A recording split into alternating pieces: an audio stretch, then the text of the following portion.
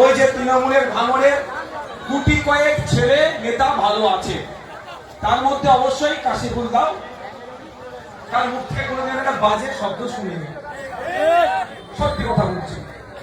কিন্তু কাশিফুল দার আমি বক্তব্যটা শুনছিলাম, ঘুরিয়ে ফিরিয়ে নিয়ে এসে সেই আইএসএফ এর গাড়ি দিতে চাইছে। আমি অনুরোধ করবো কাশিফুল দা, 10 চক্করে ভগবান ভূত হতে যাবেন না। আপনি আপনার নিজস্বতা আছে, আপনার যে পার্সোনালিটি আছে সেটা ধরে রাখুন। হাত যদি কোন আইএসএফ এর ছেলে কাজ করে থাকে, থানায় গিয়ে তার নামে পার্টি বলে আপনি অভিযোগ দায়ের করুন। তাকে যদি থানা না খুঁজে পায়, আমাদের চালতাবেড়িয়ার অঞ্চলে নেতৃত্বদের বলবো তাকে তুলে থানার হাতে তুলে দিয়ে আসবে।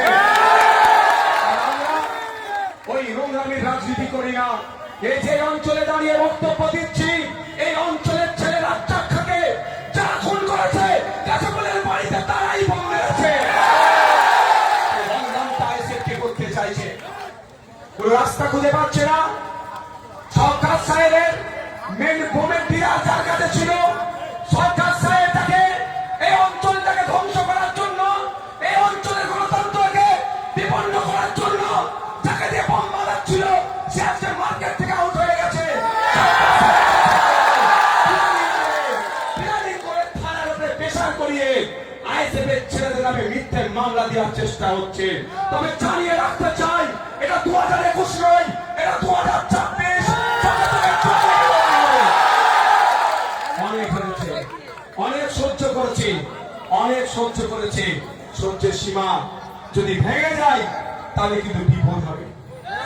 আমি জানতে চাই সেই নেতা আজকে কোথায়? সৃষ্টিকর্তার মার আজকে সে কোথায়? তার দীর্ঘায়ু কামনা করি। কিন্তু আমার সন্দেহ হচ্ছে এই মশলা দিয়ে বানানোর জন্য, বানিয়ে গণতন্ত্রকে বিপন্ন করার জন্য, সংবিধানকে ধ্বংস করার জন্য যে চক্রান্ত করেছিল, সেই বোমের তাদের বোম তৈরিতে যে 2 জন মারা গিয়েছে, 4 জন এখন লাপাতা আছে, সেই লাপাতার লিস্টে এখন আছে না। আর বলবো আমি তার দীর্ঘায়ু কামনা করি। ব্যক্তিগত তার সাথে আমার লড়াই নয়। সে কোথায়? অনেক বড় বড় কথা বলছিল, কোথায়? মূল হোতা এনআইএ কেসটা নিয়েছে নাকি জানি না, তবে এতটুকু বলে রাখছি, এটা কিন্তু আমরা শেষ দিকে ছাড়বো। অনেক হয়েছে, আমার বাড়ি কর্মীদের বাড়ির অদূরে বোম রেখে কর্মীদের ভাসানোর চেষ্টা হয়েছে, কিন্তু সৃষ্টিকর্তার মার যারা বোম মারছিল, সেই বোম মারাতে তারা ক্ষতিগ্রস্ত হয়েছে। আজকে কোথায় যারা? আমি তো অনেক আগে চ্যালেঞ্জ করেছি যে সরকার সাহেবের রাইট হ্যান্ড, সরকার সাহেবের মূল হাত হচ্ছে এই চালতাবেড়ি অঞ্চলে, যে সে কোথায় আছে? সে পালাতক না, সে তুমি জানবে কি করে সে কোথায়? না হয়তো বোনের আঘাত খেয়ে চলছে, সে হসপিটালে শুয়ে আছে। একটা কথা বলি, আমি ভাঙড়ের কলকাতা ডিভিশনের প্রশাসন, ভাঙড় কাশীপুর, উত্তর কাশীপুরের প্রশাসন, বিভিন্ন থানার প্রশাসনকে আমি ধন্যবাদ জানাবো। এই কদিনের মধ্যে যেভাবে বোমের রিকভারি করেছে, আমি নেতা একজন জোর গলায় বলেছি, সেন্ট্রাল ফোর্স আর স্টেট ফোর্স দিয়ে চিরুনি তল্লাশি হোক, পুরো ভাঙড়ের চিরুনি তল্লাশি হোক। কেন? যত বোমগুলি, পিস্তল আছে উদ্ধার করা হোক।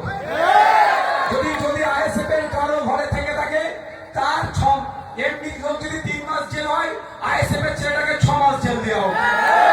কারো অসুবিধা হবে? আমরা বোমগুলি মুক্ত সমাজ ব্যবস্থা চাইছি, কিন্তু দুর্ভাগ্য সেটাতে সারা মমতা ব্যানার্জি বা তার দলের লোকেরা দিচ্ছে না। কারণ ফ্রি অ্যান্ড ফেয়ার ভোটে তারা বিশ্বাস করে না, নাগরিকের মতামতকে তারা নিতে সাহস পাচ্ছে না। সেই জন্য বোমগুলি, পিস্তল তারা পাহাড় করতে চাইছে। তবে এতটুকু বলতে পারি আপনাদের, পঞ্চায়েত নির্বাচনের সময় কিন্তু বেঙ্গল পুলিশ ছিল, এই বিধানসভা নির্বাচনের সময় কিন্তু কলকাতা পুলিশ আছে। দুটোর মধ্যে কিন্তু অনেকটা তফাৎ হয়। এই কলকাতা পুলিশকে একটা সময় স্কটল্যান্ড ইয়ার্ডের পরে তুলনা করা হতো।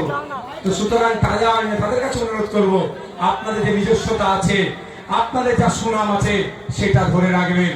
বন্ধুগণ